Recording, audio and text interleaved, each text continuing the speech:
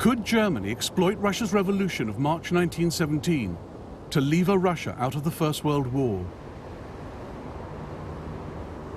Almost all the ingredients were in place. A major civilian uprising, restless troops at the front, and a toothless leadership in the rear. The Germans lacked just one piece of the jigsaw, a charismatic leader. But they had someone in mind. Vladimir Ilyich Lenin was leader of the Bolsheviks, a small group of extreme Russian radicals. They'd spent many hours over the past 14 years plotting revolution in coffee houses and prison cells. When at last it came, they were caught on the hop. Stalin was in Siberia, Bukharin was in New York, and Lenin was in Zurich. What torture it is for us, Lenin wrote, to be sitting here at such a time. He knew the Allies would never allow him passage. The obvious route lay through Germany and Sweden.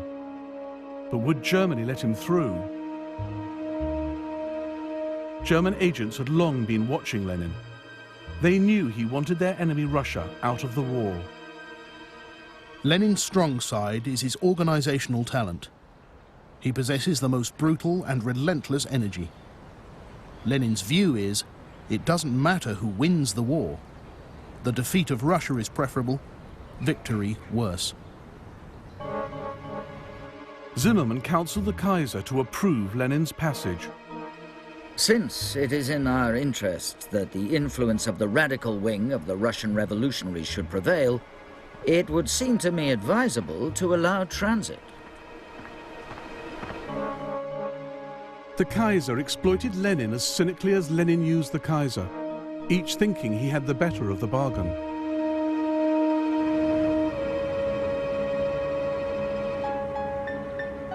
On the 10th of April 1917, Lenin, his wife Nadezhda Krupskaya, and his former mistress, Inessa Armand, boarded the train for Germany with other Bolsheviks. The Kaiser's paying for the journey, jeered rival Russian socialists. He'll be hanged as German spies. Lenin stood listening and smiled. "Hiss as much as you like," he said. "We Bolsheviks will shuffle your cards and spoil your game."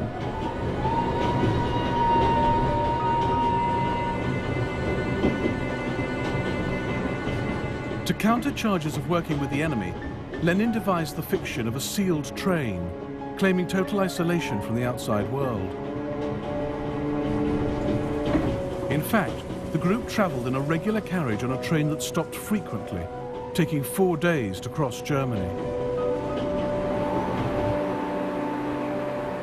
Though the train halted in Berlin, there's no evidence that Lenin met any German representatives.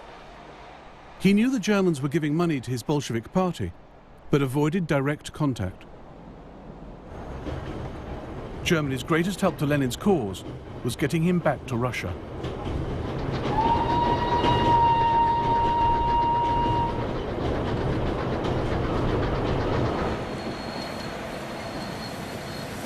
The night he arrived in Petrograd, Lenin addressed the crowd. Some were hostile. Ought to stick our bayonets into a fellow like that. Must be a German.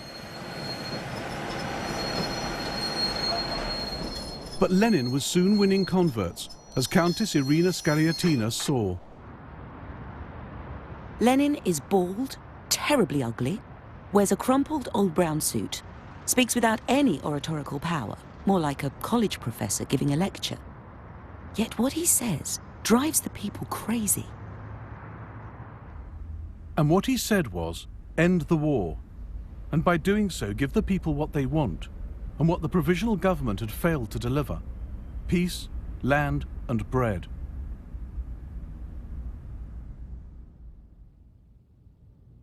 Zimmermann had agents in Petrograd, monitoring Lenin's progress. Lenin's entry into Russia successful. He is working exactly as we would wish. Just as the Germans hoped, Lenin's ideas spread to the front. regiments have turned into hordes of bastards, holding meetings led by the Bolsheviks. Military life has come to a standstill. The soldiers want peace, no matter what the conditions are. They want to go home to work the land and enjoy the results of the revolution.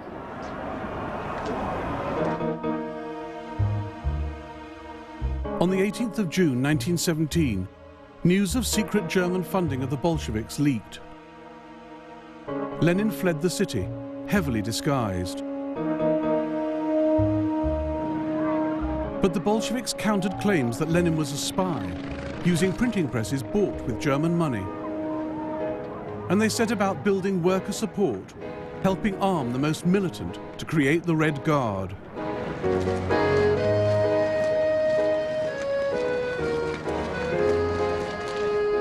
Lenin reappeared on the night of the 6th of November 1917, leaving this safe house for the Bolshevik HQ.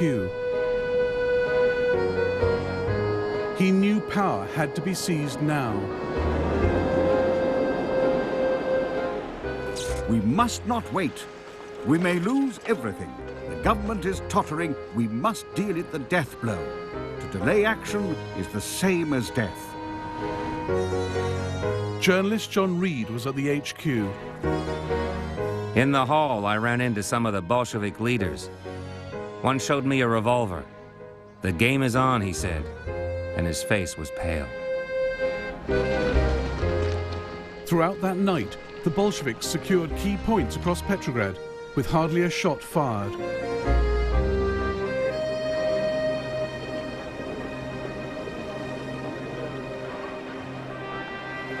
The city awoke to a new world order. I've just heard some stunning news. The provisional government has been overthrown. The telegraph wires are buzzing with decrees of the new Bolshevik government. All land is to be transferred to the people.